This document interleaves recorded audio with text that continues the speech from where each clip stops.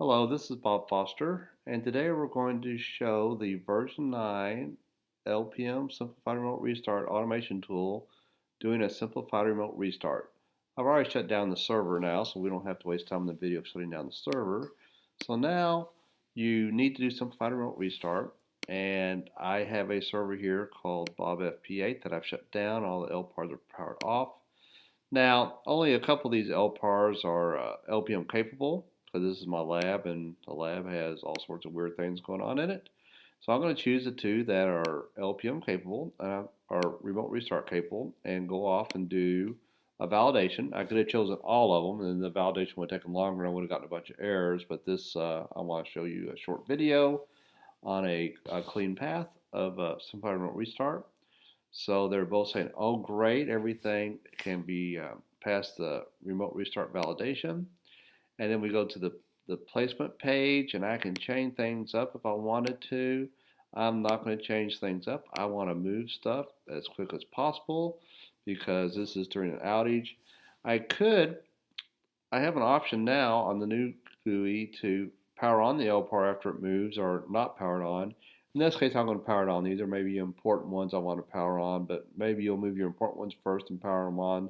And then later on, you'll want to go back and move over some non-prod and maybe stage them, bring them up as you want. So now I'm going off and starting the remote restart, and I'm going to stop talking here and let it do the remote restart.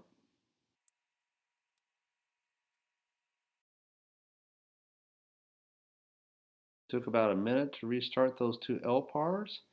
If I go over to the HMC, and we'll see that these two LPARs, BF Client 2 and BF Client 3, are now running over on Kirk P8. Let me blow that up real quick. So here's my Kirk P8 server. I'm going to open it up, and we'll scroll down here, and here's BF Client 2, and it's up and running, and here's BF Client 3.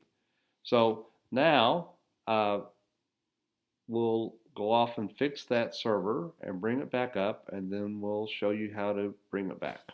Okay, now after we've done the simplified remote restart and the machine has been repaired and is back up and running, we can now use the LPM Return feature to send the LPARs back to the destination system. So in LPM Return, we had evacuated Bob FP8 or simplified remote restart from Bob FP8.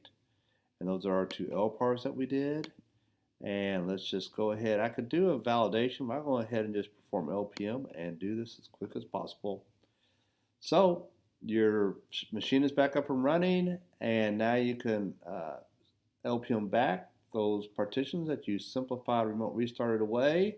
And this tool is putting everything back together in the original slots that they had gone in that they had come from. So we're restoring all the LPARs back to the exact same mappings and slot numbers and LPAR IDs, etc., etc. Okay, thank you very much.